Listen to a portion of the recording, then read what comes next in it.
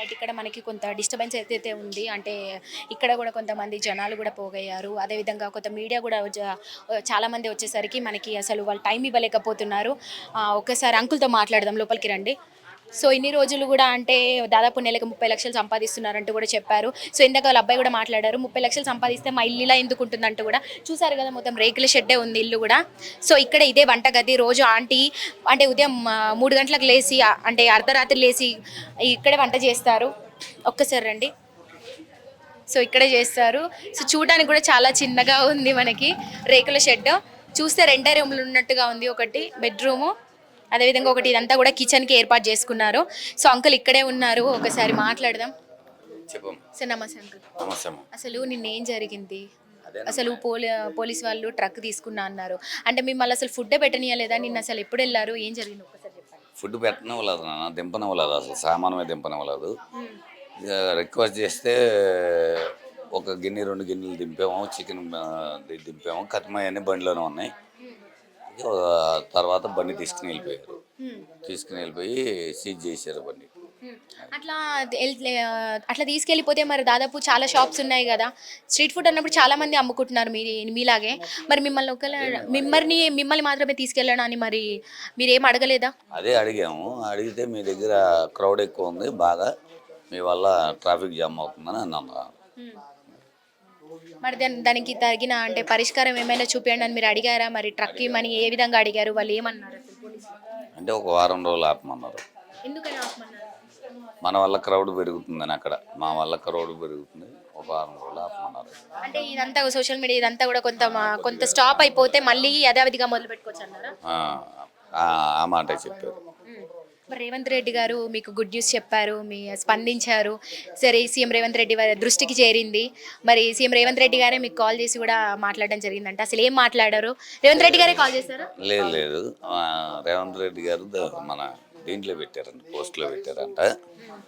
రేవంత్ రెడ్డి గారికి కృతజ్ఞతలు తెలియజేస్తున్నాను.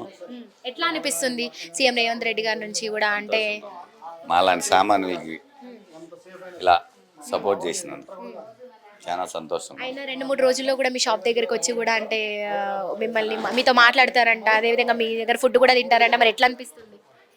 చాలా సంతోషంగా ఉందన్న. బాగా రేవంత్ రెడ్డి గారి అంటే ఉండేది కూడా అక్కడ మీ షాప్కి దగ్గరలోనే కదా. మరి మీకు తెలుసా అది ఎప్పుడైనా ఆయన టీం స్పందించారా? అంటే ఎప్పుడు మనకి అంత మనం వెళ్ళి ఇక్కడ ఇక్కడ పనులు చేసుకుంటాం, అక్కడికి తీసుకెళ్ళి అమ్ముకుంటాం తప్పితే ఇంకా మనం ఇవన్నీ తెలియదు మాకు. ఆయన టీం నుండి మీకు సమాచారం ఏమందింది?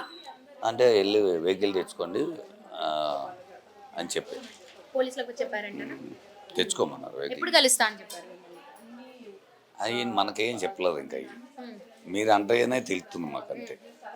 మీ మీద పెట్టినటువంటి కేసు కొట్టేయాలని అంటే పోలీసులకు ఆదేశాలు జారీ చేశారంట కదా. మరి ఎట్లా అనిపిస్తుంది దాని మీద కేసులు ఏమి పెట్టలేదు నాన్న, మరి పెట్టలేదా? ఎవరు పెట్టలేదు కేసులు. కాకపోతే బండి ఆపారు అంతే, ట్రాఫిక్ పోలీసు వాళ్ళు బండి ఆపారు అంతే, కేసులు ఎవరు పెట్టలేదు మా మీద. హ్మ్. మీ పోరాటం, మీ శ్రమ కూడా అంటే చిరంజీవి గారు అదేవిధంగా సోను సూద్ వారిని కూడా కదిలించింది అని అంటూ కూడా కొంత సోషల్ మీడియాలో మళ్ళీ ప్రచారం జరుగుతుంది. ఇది నిజమైనవని?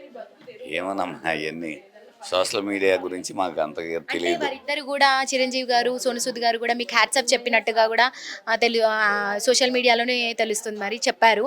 మరి దీని గురించి మీ స్పందన ఏంటి? ఆ, చెప్పినందుకు అందరికీ ధన్యవాదాలు తెలుపుతున్నాం.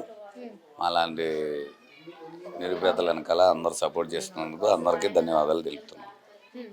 ఈ షాప్ మీరు ఎప్పుడు తిరిగి ఓపెన్ చేయాలనుకుంటున్నారు? ఎప్పుడు చేయబోతున్నారు? అంటే రేపు వెహికల్ తెచ్చుకునే వాళ్ళ ఎల్లుండి నుంచి పెడదాం. ఒకరోజు అంటే మీకు ఫుడ్ ఎట్లా ఖర్చు అయ్యేది? రోజు మీరు ఎంత పెట్టుబడి పెట్టి అంటే మళ్ళీ ఎంత సంపాదించుకున్నారు?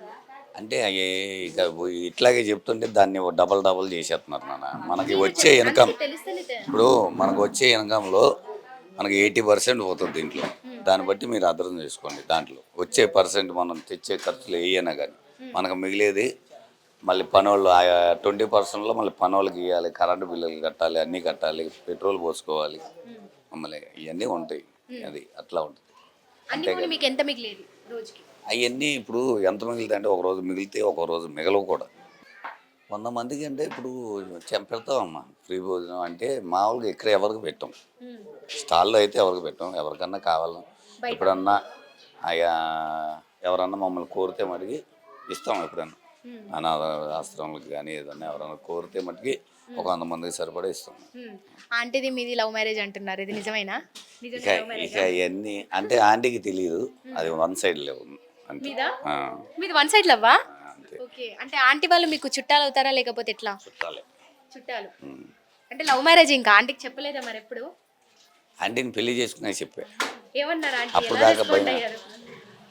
చాలా సంతోషంగా రెస్పాండ్ అయ్యారు.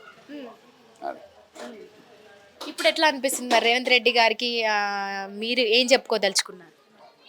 రేవంత్ రెడ్డి గారికి కృతజ్ఞతలు తెలియజేసుకుంటున్నాము.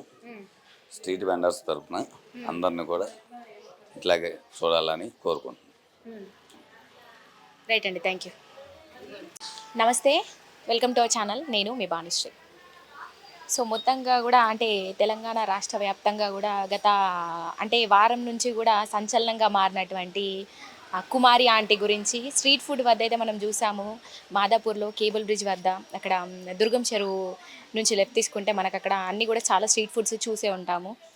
సో రోజు కూడా అంటే దాదాపు వేలాది మంది రావడము, రోజుకు కూడా 700 నుంచి 800లకు పైగా అంటే ఆంటీ కూడా ఫుడ్ సర్వ్ చేయడం కూడా అంటే చాలామంది కూడా తింటూ అంటే చక్కగా ఫుడ్ బాగుంది, తక్కువ కాస్ట్లో అంటే ఎక్కువ ఫుడ్ పెడుతున్నారంటూ కూడా చాలామంది ఈ మధ్యకాలంలో వీడియోలు కూడా బాగా తీయడం, అదేవిధంగా యూట్యూబ్లో సోషల్ మీడియాలో కూడా బాగా ఫేమస్ అయ్యారనే చెప్పుకోవచ్చు.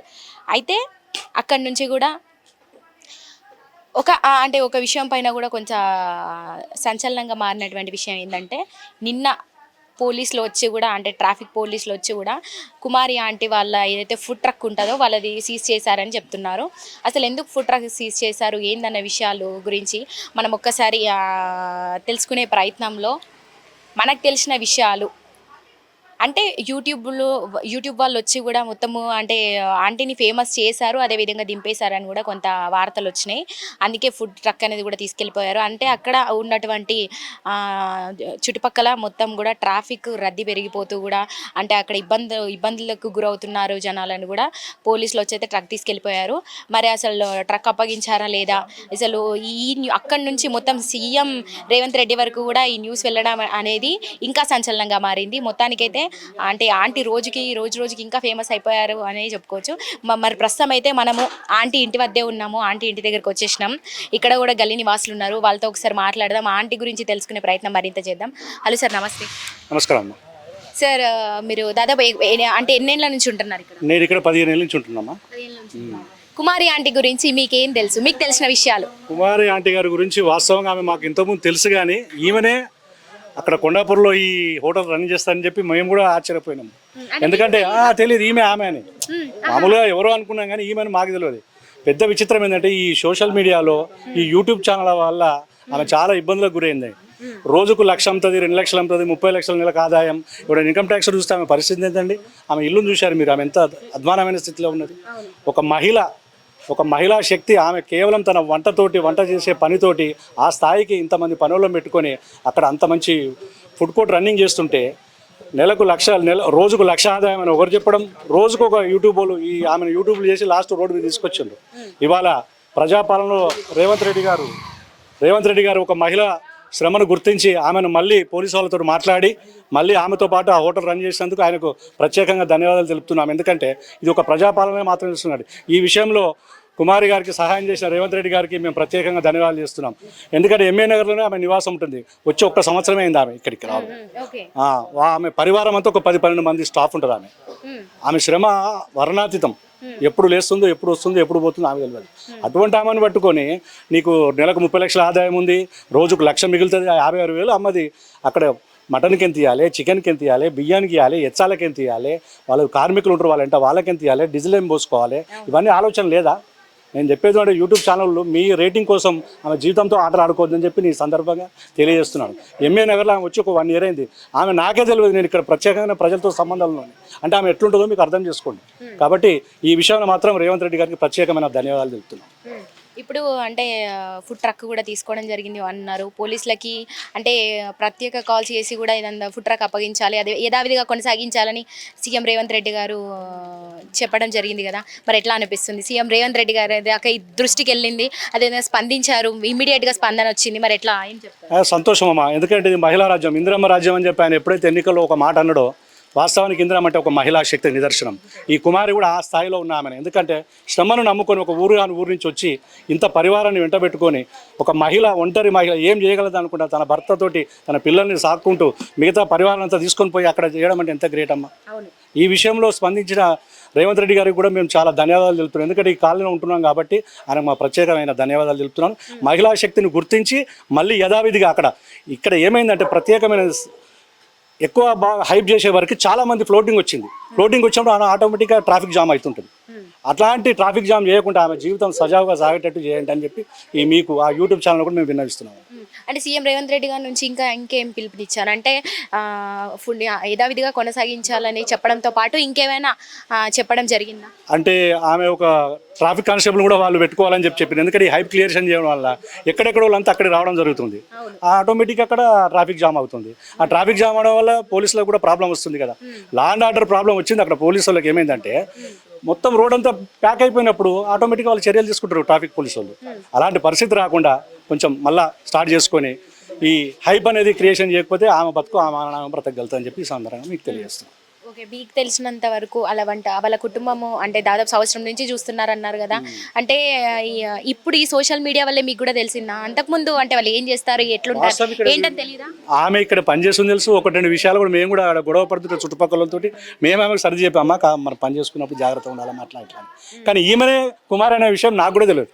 మా భార్య చెప్పేదాకా ఈమె కుమారి అని తెలియదు నాకు. ఎందుకంటే ప్రత్యేకంగా ఏం చూస్తాము, ఒకటి రెండు సార్లు కలిసినాం మేము. ఇగో ఇదే మా ఇల్లు, ఈ రెండు ఇల్లు దాటినాక ఆమె ఇల్లు. ఈమె సోషల్ మీడియాలో హైప్ అయినాకనే వాస్తవానికి ఈమె కుమారి మా కాలనే ఉంటుందని చెప్పి మేమే ఆశ్చర్యపోయినాం.